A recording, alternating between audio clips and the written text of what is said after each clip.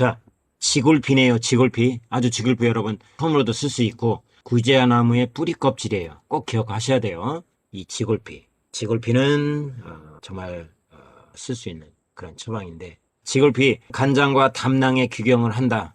근데 성미는 서늘해요. 그죠? 여기에 또 폐와 신장까지 들어간다고 나왔는데 대부분 간, 담, 폐, 신장이 다 뭐예요? 음어일 때만, 허열이 있을 때만 가감하겠죠. 구기자나무 이게 쓰면서도 달달합니다. 씹어보면. 그죠? 그런데 이 지골피가 뭐예요? 조심해야 되죠? 깨끗이 씻어야 돼요. 뿌리가 아주 그냥 그 흙이 그냥 다 끝까지 여러분 아무리 사면은 그 먼지가 다 묻어 있잖아요. 그래서 깨끗하게 씻어서 말린 다음에 6번을 엮어서 쓰는데요. 아까 말했듯이 양혈퇴종이라 이 골증 조혈하고 똑같아요. 그래서 허혈이 뜰 때, 그렇죠. 식은땀이 날 때 가감하거든요. 이럴 때는 진액을 보충해주는 지모나 별갑을 같이 사용해야 된다. 그죠? 아까 청호 별갑탕도 있었지만 이 별갑이 일단은 뭐예요? 진액은 별갑하고 지모가 잡아주고 허혈은 지골피가 잡아주고 이렇게 해서 일명 지골피탕이라는 처방도 있다. 자, 그 다음에 이제 여기 나왔네요. 폐열, 폐허열, 아이들 특히 자, 지골피는 구기자 나무의 뿌리 껍질을 쓴다고 그랬죠. 그래서 이 지골피가 허열을 없애주는 약초인데요. 허열이라고 하는 것은 제가 그런 얘기 했습니다. 음어에 쓴다. 음어. 필수적인 진액이 부족해지면 우리 몸에는 뇌열이 생긴다. 허열이 생긴다. 이렇게 설명을 드렸죠. 그 중에 이 지골피를 허열에 쓰는데 우리가 지골피에 들어갔던 게 연령 고분단이었죠. 연령 고분단. 특히 이 허열은 신장의 필수적인 진액, 신음어일 때 지골피가 많이 사용하죠. 그래서 연령 고분단 같은 경우도 사실은 신장의 필수적인 진액이 부족해지면서 허열이 생길 수가 있거든요. 물론 손발이 차지고 양기가 부족해지만 역시 진액이 부족해지면 허열이 나타날 수가 있습니다. 이때 바로 지골피를 사용할 수가 있어요. 그래서 허열의 개념을 보면 제가 항상 말씀드렸듯이 첫째, 조열이 생기죠. 조열.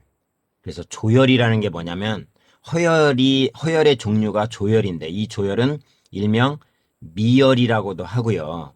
이 조열은 중요한 게 뭐냐면 규칙성 미열이다. 규칙성 미열이 있다. 그래서 이 규칙성 미열이 있을 때 대체적으로 조열이라고 하고 이 조열이 있을 때 바로 지골피를 사용할 수 있어요. 이 지골피는 식품으로 사용할 수가 있습니다. 그래서 열병 후기에 이렇게 진액이 부족해지면서 조열이 생길 수 있거든요. 그럴 때도 사용할 수 있습니다. 특히 이 지골피를 사용할 때는 또 뭐예요? 여기 도한이라고 나왔죠. 도한. 그래서 식은땀을 많이 흘릴 때 이 지골피를 사용할 수가 있어요.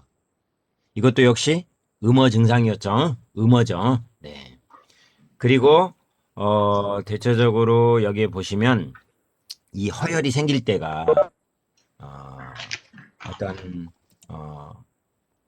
폐렴, 그러니까 유행성 이 코로나 같은 염증성 질환 후기에 마른 기침을 하지 않습니까? 마른 기침이 날 때도 이 지골피를 사용하는데 이때는 뭘 썼냐면 상백피와 같이 쓴다고 그랬죠. 상백피.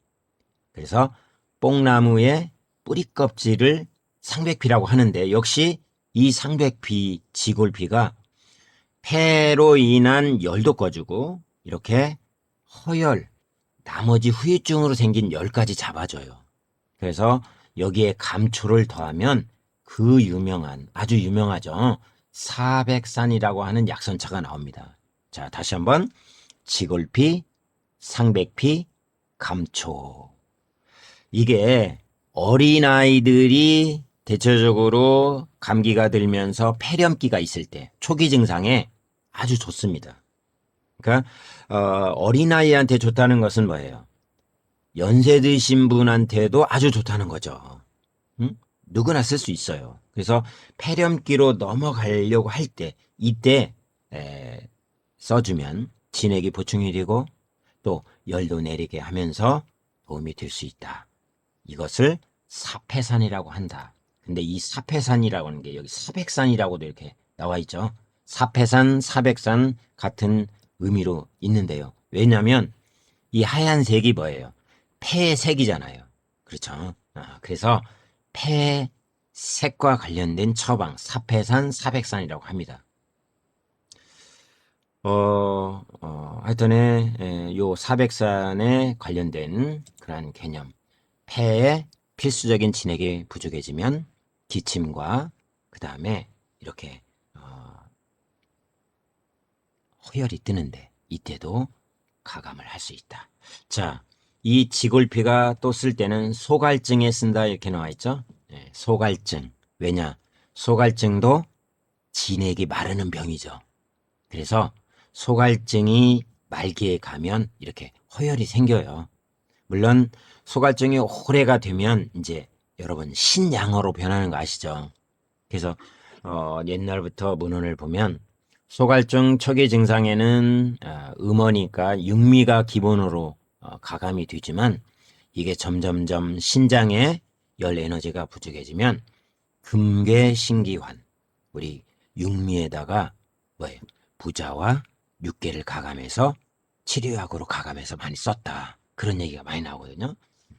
그런데 초기 증상에는 이렇게 소갈증에도 허열이 생겨요. 갈증이 나기 때문에. 그래서 소갈은 우리가 삼다증이라고 해서 주요 꼭 확인을 해야 되는 증상이 목이 마르다. 그죠? 음식을 이상하게 배가 자주 고파서 소화가 잘 되기 때문에 대체로 배가 자주 고프다. 또 소변을 자주 본다. 이 세 가지 증상이 종합적으로 나타나는 게 소갈증이었죠. 그때 우리가 소갈증에 쓰는 게 뭐냐면 숙지향이라고 나왔는데 소갈증에는 숙지향을 뭐예요? 많이 안 쓰죠. 뭘 쓰죠? 건지황을 쓰죠. 건지황. 네, 건지황.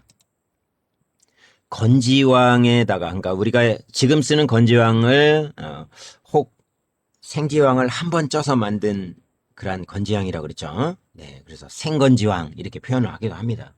그래서 천화분 아까 얘기했죠. 소갈증에 주요 들어가는 게 천화분. 물론 천화분은 식품으로 사용할 수가 없어요. 그래서 대체적으로 뭘 써요? 천화분 대신에 여주를 쓰죠. 고과. 그죠? 고과는 식품으로 쓸 수 있지 않습니까? 그 다음에 여기에 갈근. 그렇죠? 갈근. 네. 그 다음에 상엽 꼭 들어가야 되겠습니다. 그 다음에 소갈증이 전번에도 계속 진행된다면 우리가 육미보다도 뭘 써요? 지백지황차를 쓴다 그랬죠?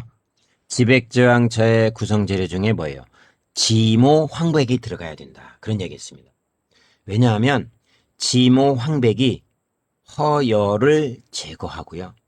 진액을 공급해주는 아주 중요한 역할을 하죠. 그래서 지모 황백은 소금물에 하루 담궜다가 말려서 그 다음에 살짝 6번을 덮어서 쓰시면 부작용이 없다.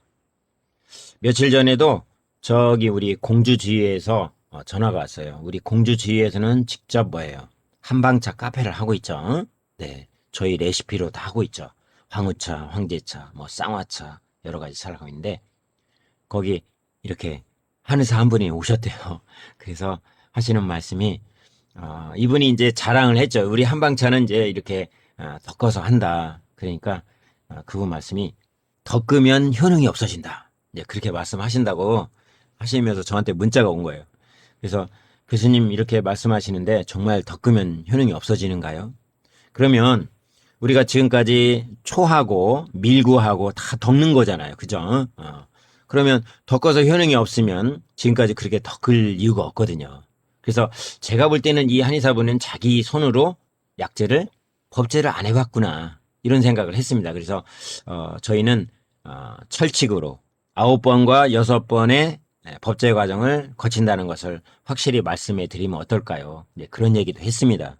그래서 덮어서 사용해야 독을 없애고 각각의 약초들이 서로 배합을 잘 될 수 있도록 조화를 시켜주는 발효 과정이다. 저는 법제를 발효 과정의 출발이다 이렇게 보고 있는 사람 중에 하나입니다. 자, 이렇게 천합은 갈근, 그 다음에 쇼크를 예방하는 거, 당뇨로 인한 쇼크를 예방하는 약초가 뭐였죠? 맹문동이었죠. 그래서 맹문동이 이 소갈차에 들어가면 아주 좋습니다. 왜? 쇼크도 방지해야 되잖아요. 그렇죠? 그래서 그런 개념으로 쓰는데 지골피가 들어간다는 거죠. 이 소갈증에. 그렇죠?